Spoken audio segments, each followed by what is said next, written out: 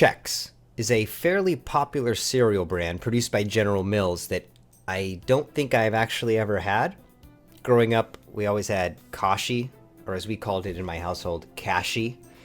I never really was allowed to have the cool name brand cereals. Although, to be fair, Honey Puff Kashi is really good. I totally recommend it. But I digress. Chex Mix is a snack mix featuring Chex cereal, as well as an assortment of other crunchy, tasty treats like chips, nuts, and pretzels. And I also don't remember having Chex Mix.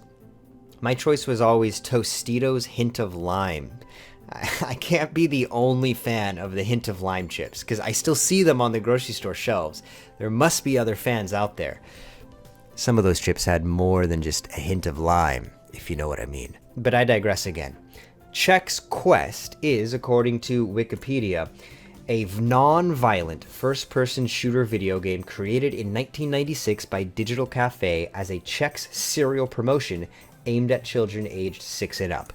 And despite not having Chex cereal or Chex Mix, I somehow had a copy of this game, and I played the heck out of it.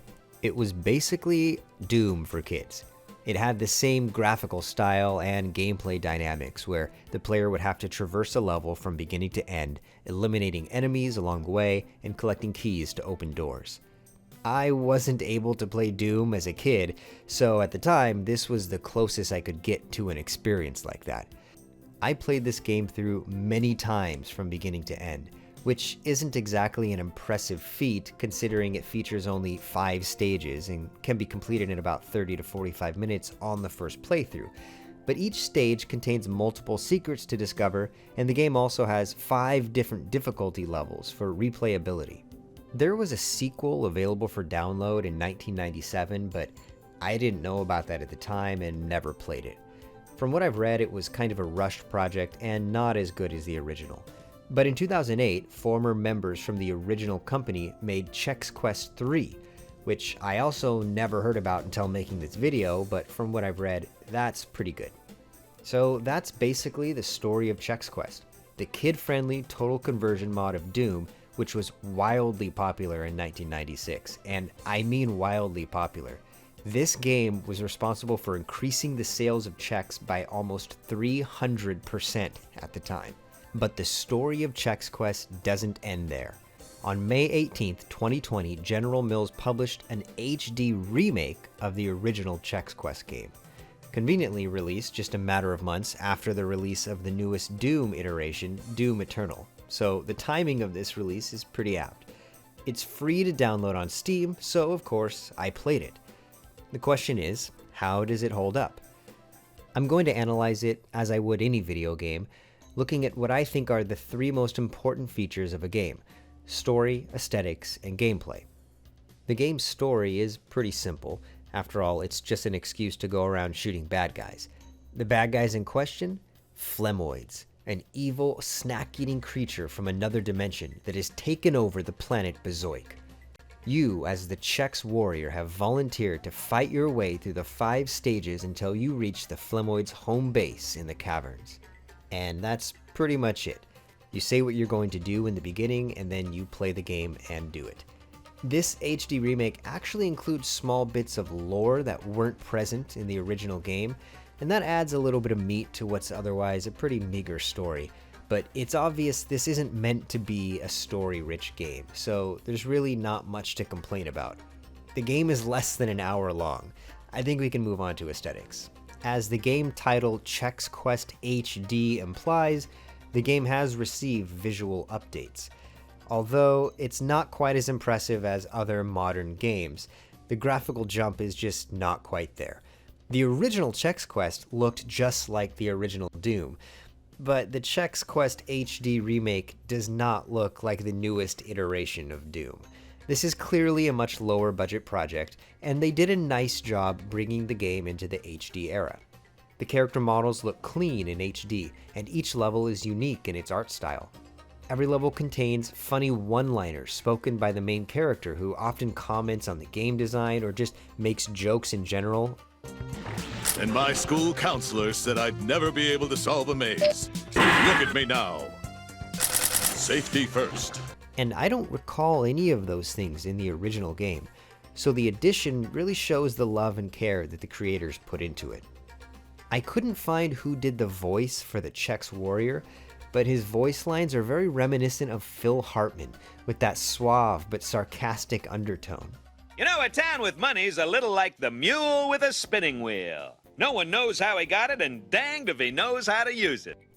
And as far as I could tell, most of the sound effects were the same as the original game.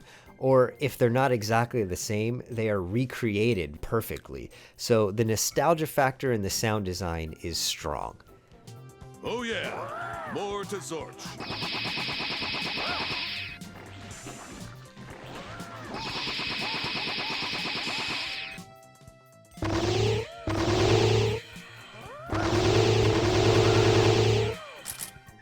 The level structure has also received a complete overhaul, with many areas featuring more verticality and some more unique and memorable areas. My personal favorite was a multi-level room filled with milk. The player has to eliminate all the Flemoids on each level and lower the milk to get to the key at the bottom of the room, with the Chex Warrior making a milk-based joke after every single level. It can be pretty hilarious. I hate to waste all this protein. There appears to be even more dairy. Overall, it's a very nice update and adds a little more depth to what was an incredibly simple game. Moving on to gameplay, and this part has me a little bit divided. The game works exactly as expected, has fluid motion, responsive controls, it's pretty fast paced, although there really isn't much depth here. There are a handful of weapons to collect, but there isn't too much skill involved in combating the Flemoids, just point and shoot. The aesthetics mentioned earlier, like the level design and character models, give some flavor to the game, but still it's basically a boring key collectathon without much variety. There were also a couple times where I actually got stuck, bringing the game to a screeching halt. Most significantly was trying to find the exit of the laboratory level. I don't know, maybe I'm just dumb, but it wasn't clear for me where to go, and I ended up watching a walkthrough online. I should also note, there were some glitchy moments as well when enemies just didn't react to my presence. It only happened a couple times, but it did kind of ruin the fun in those moments. Overall, the entire experience of playing the game from start to finish took me about an hour. However, I backtracked some, found most of the secrets, and that laboratory detour stopped me for about 10 minutes, so really the core game is probably shorter than an hour for a first-time playthrough. That being said, the game is free, so there's really not much to complain about here. And who knows, maybe if this game is popular, they'll come back and make another sequel and improve some of these glitches, maybe even add some more gameplay elements. That could be pretty cool. I should also mention that this HD remake also has a new feature not available in the previous games, multiplayer split screen. I didn't play it myself, but researching it, it looks like it's just an arena-style shooter, kind of like GoldenEye 64. So if that's interesting to you, there's another reason to get this game.